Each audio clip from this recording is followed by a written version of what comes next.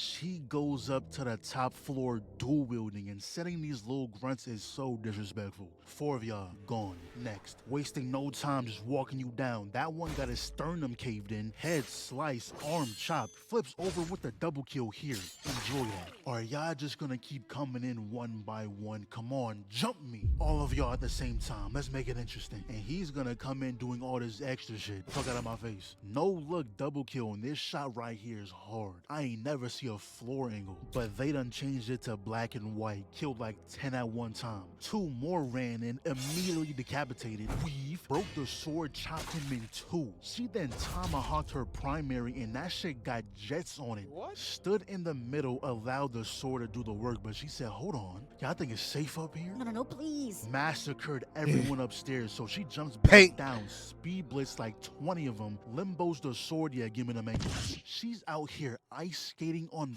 blood. And I guarantee this guy stood back here for a reason. He didn't even have a sword in his hand, no weapon of protection. He was about to play dead. She ain't giving no chance. So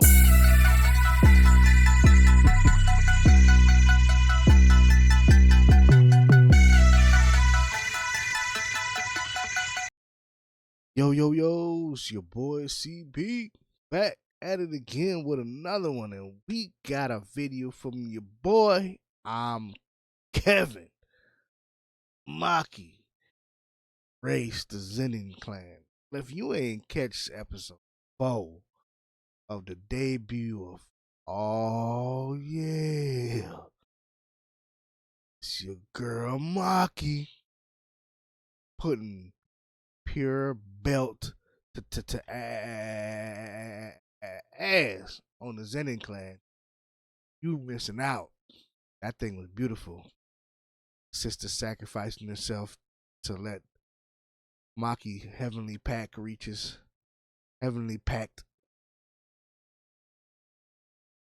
100%. Since twins are known as one person, her heavenly restriction couldn't reach its full potential because her twin sister has curse energy. Curse energy and heavenly pact don't work together. So the moment the sister said, hey, I'm going to take the curse energy with me, pack them up for me. Say less. Can't wait for that nigga Rob to so petty to do a goddamn hood JJK, because I can just hear it now. The moment that start right there from when her father, like, all the curse energies go. He gonna hear, oh yeah. But anyway, let's get into this video, man.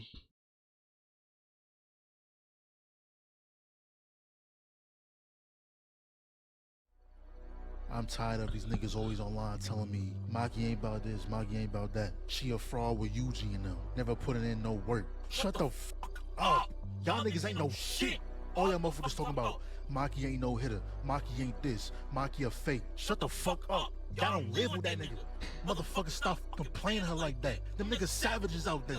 If I catch another motherfucker talking sweet about Maki, I'm fucking beating their ass. I'm not fucking playing no more. Chat, today is a special day. I told y'all the next time you gonna see me is when that Maki episode dropping. Boy, I was not disappointed. Kev, why are you glazing Maki? Maki ain't do nothing, Kev. What does she do to deserve this praise? I see potential. If you need a financial advisor or someone to put your money into stocks, hit me up. Clearly, I understand long-term investment. I can proudly say I was a Maki fan since day one. I'm not a manga reader either, so I was in the mud, fighting for my life defending her. I kept saying, just wait. They're not gonna waste her character. Especially after season 2, when we found out she is deadass just a woman version of Toji, I knew I had to be patient. And today, that patience paid off. Now, before we get to that, let's do a quick overview of the episode last week. It's pretty much explaining the rules of the Culling Games and what their next steps are. I'm gonna go over it to the best of my ability. If I get something wrong, just correct me. So, Kenjaku, his objective is to force the evolution of mankind throughout Japan. And the way he's trying to do it is by fusing mankind with Tengen. Why Tengen? Well, Tengen is the only one possible this plan can work with. She's immortal. been alive for over 1,000 years, and at this point is more closer to being a system than to an actual human being. Her role is regulating cursed energy throughout all of Japan using barriers, and everyone in the country exists within those barriers, within her influence. So getting to Tengen means getting to the entire nation. Now previously this wasn't possible. She couldn't just fuse with anyone. Similar to how Yuji is a rare being who was able to be Sukuna's vessel, Tengen also needs a vessel, the Star Plasma Vessel. However, the only person who was capable of being said vessel got her shit blown smooth off. And it's been 12 years since then. Now she's able to fuse with someone other than the vessel. And whoever fuses with her now will become something more than a sorcerer. A whole new being entirely, and that's what Kenjaku wants. Now, Tengen is able to keep her form as well as her sense of reason thanks to her barrier techniques. But that doesn't go for the other niggas. If she fused with all those people and even one went out of control, the world will end. She said because evil will spread to everyone instantly. There will be no boundaries between individuals. The impurities of 100 million would flood the world. Now, hearing that for the first time, I had no clue what the fuck she was talking about. Had to do a little research to make sense of that. So basically, her fusing with everyone would turn them all into one being, one mind, a single shared existence. Hive mind. Hatred, everyone feels hatred. Betrayal, sadness, anger, fear, grief, all those emotions stacked up at one time. Now you may be asking why. Boy, nigga, that'd be crazy, boy. Imagine if you fuse with an incel, sex deprived. Imagine all of them people just fuse together. We hate women. Just white women from the face of the planet. And then they didn't realize, damn, we got no bitches. We hate each other.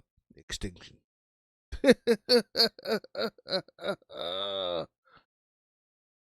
Oh, ridiculous.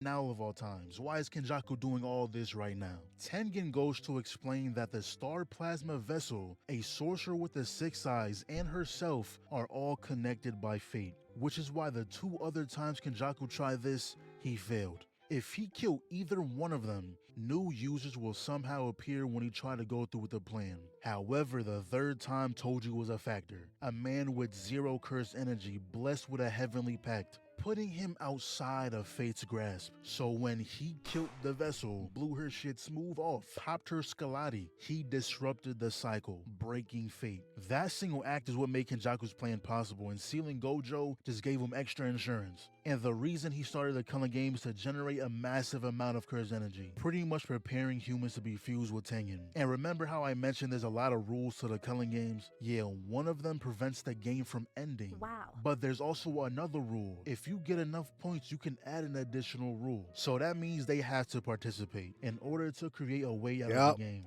They also came here to figure out how to free Gojo. Tengen simply had a fucking back door to the seal that was used on him. Now, of course, you can't just open it and free him. The person with the front half is the one with the authority. You'll need to find something or someone, some girl named Angel who was also around since 1,000 years ago, who can extinguish cursed techniques. So here's the game plan. Yuki and Choso will stay here to protect Tengen. Yuta will participate in the Culling Games right away to gather some information. Megumi and Yuji will go see Akari, who I've heard so much about. Seen that nigga dancing at some point. But they need to find a way to recruit him no matter what. Apparently, he's just as strong as Yuta. And finally, Maki will go to the Zenin house to get her cursed tools.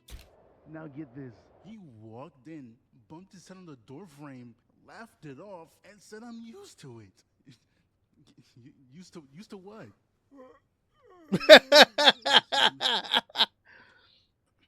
Get it? Hello? You're a fucking disgrace. Listen, I'm not trying to be a dickhead, but I'm going to be a dickhead. You're pushing 40. What are you doing out there? I get this is your dream and all, but not everyone should have dreams. This is not for you. God damn. That's one of the worst performances I've ever seen in my life. I almost walked on that stage and slapped you for saying that bullshit. So this is Takuba, another one of those characters who I always hear about, but don't know a single thing about him. Anyways, it's about time his curse energy fit to go ham. So she pulls up. His curse technique. The first person we see is Naoya. This dude is is carrying misogyny on his back. When you look up the word, his face pops up. He was like, Damn, you can't use Jujutsu, you can't see cursed spirits, and you're chopped. A triple whammy. What is your purpose? just had to walk away, guaranteed nothing positive will ever escape his mouth. Then we get a little flashback of her talking with Megami, and she was like, look, you was made the head of the Zenin clan. Money, cursed tools, info on the big three all within your reach. It'll change how we move from this point on. We see Maki's mom yelling for her to come back. They're forbidden from. I don't know who that voice actor was, but they was putting in the work on that. You could feel the emotion, the hatred she had for her daughter at that moment. Like, God damn it, you disappoint me. Every time I see you, it pisses me off. And you felt it. You're like, God damn, nigga. And Maki just walked by silently like, bitch, I could care less. From going down to the armory, and I was expecting a regular size vault. That shit is a 20-story door, locks and seals keeping it closed. You think the blades of chaos are inside that shit, the Infinity Gauntlet. But all she was greeted by was her dad, with her sister Mai bleeding out on the floor. Yo, this family is fucked in every which way possible. And he's only doing this because earlier, the higher-ups put out a kill order on anyone who plots to free Gojo. So they're using this chance to strengthen their trust by killing Maki, Mai, and Megami. He already cleared out the vault, which brings me to question, how long was he standing here? Does the door just auto seal itself back up? Auto puts the locks back on? Nah, cause now that I'm thinking about it, you had to make multiple trips. You wouldn't have this giant vault just for one weapon. So after you got done hauling everything out of here, you went back inside, closed the door, and just stood in the dark. Bro really think you're the final boss. But she walked in, not a single word said. Pulled out that sword and was ready to work, but not gonna lie, maybe he is the boss. Cause when that light went out, Maki broke his sword, so I was like, oh, he's ass. But apparently he's wielding a lightsaber. I apologize for my outburst. I just seen my go get one tapped. And bruh, I said the same thing too. I was like, ooh, Maki made a mistake, nigga. She's like, oh, but I cut his sword. Motherfucker said, bitch, you forget, nigga, I'm not a swordsman, I'm a sorcerer. You thought you had it when you got close to me? Shit. My sword, my weapon. I am a sorcerer, nigga. Caught hitting that nigga with the light blade. She's like, oh, fuck. he was saying how he was supposed to be the clan leader, but y'all was so buns. His daughters were so buns that they just didn't allow it. So he chucks them into this room where he keeps cursed spirits. It's only a matter of time before they get devoured. But Mai made sure that wasn't gonna happen. See, her ability is constructing anything using her cursed energy, and she decided to make Maki a weapon knowing she'll die if she does. And the thing about being twins in this world is that Jujutsu doesn't see them as two different people, they're seen as one. No matter how hard Maki trains, the blood, sweat, and tears, none of it matters if Mai herself doesn't also want to be strong. So as long as she exists, Maki will forever be half of what she could be. The one thing she asks of her before she leaves is to destroy everything.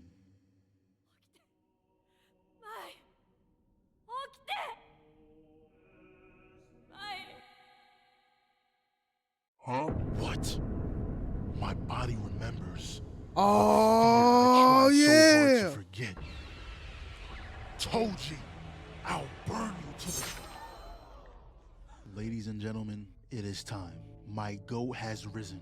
Took the top off that bitch-ass nigga's head. Type shit that'll make a grown man cry. I've been waiting so long. And the part I love about that whole thing is that she let that nigga get that slash off. Cause she could have cut his head off before he got the slash off. But she was like, nah, I'm gonna let you get that tack off. Just so you know. You tried. Killed that nigga instantly. Just lopped off the top of his dome. He didn't even know it. This nigga just swung his sword. Ah! Come at me!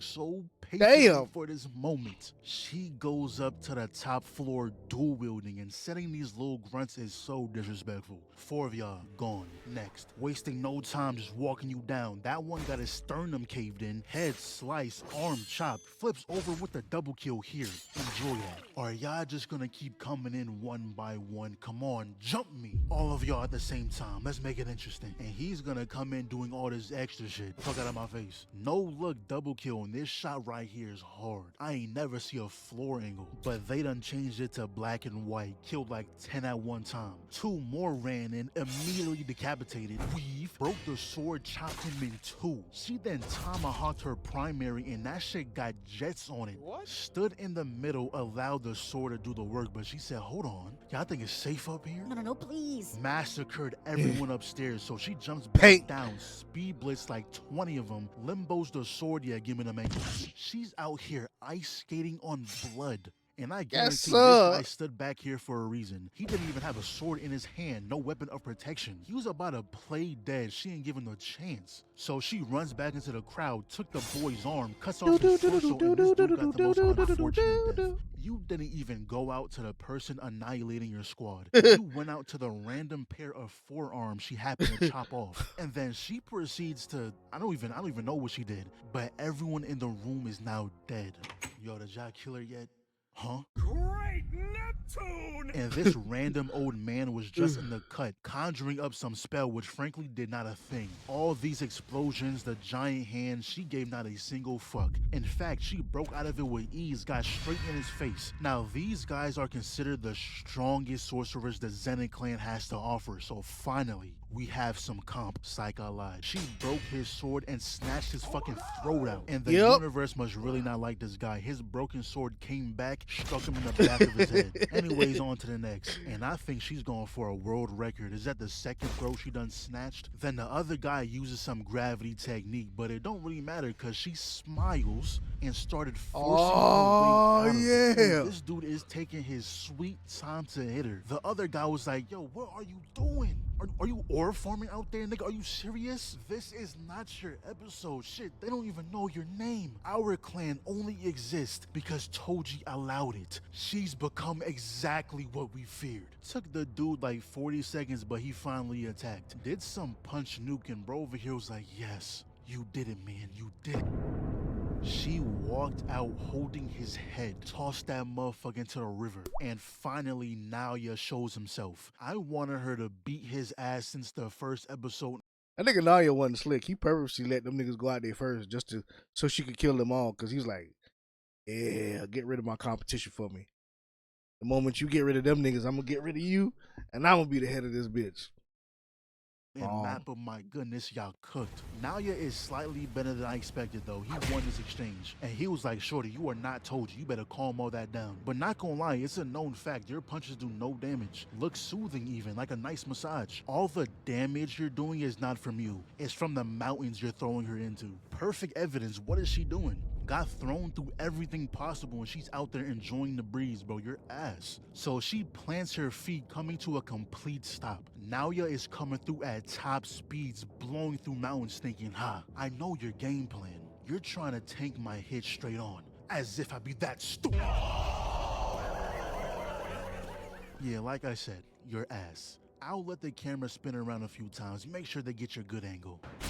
And this may be one of the rare times we got 4 replays. Yes. Usually it's 3, but half of his skull got crushed. And then she casually goes back into the house. Ma, yo, Ma, where you at? Now, she does get taken out too, but made sure Naoya wasn't getting out of this. So after that, the Gojo and Kami clan sent a proposal to the higher-ups to remove the Zenin clan from the Big 3.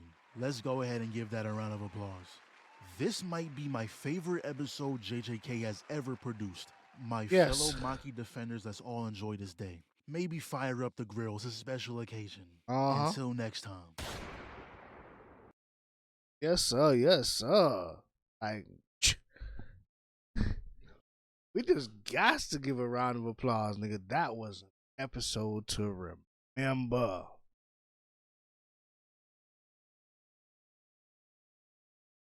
I mean,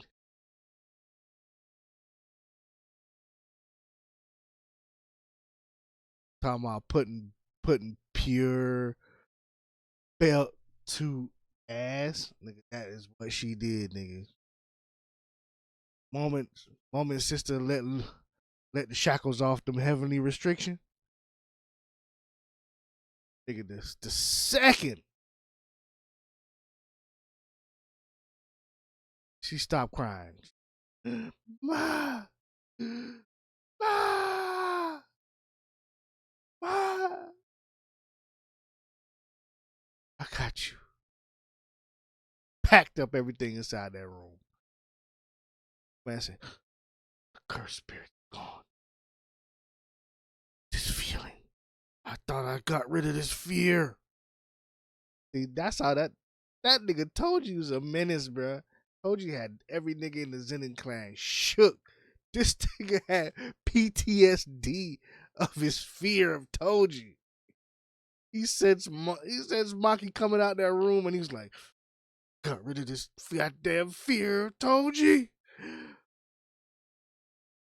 Boy, you know it. To the afterlife. Goddamn. Work. Woo! That girl. Mission. But anyway, great breakdown. Appreciate the breakdown. Kevin, I'm Kevin, and that's it. Hit the like, subscribe. Y'all know what to do. Catch y'all on the next one. Peace.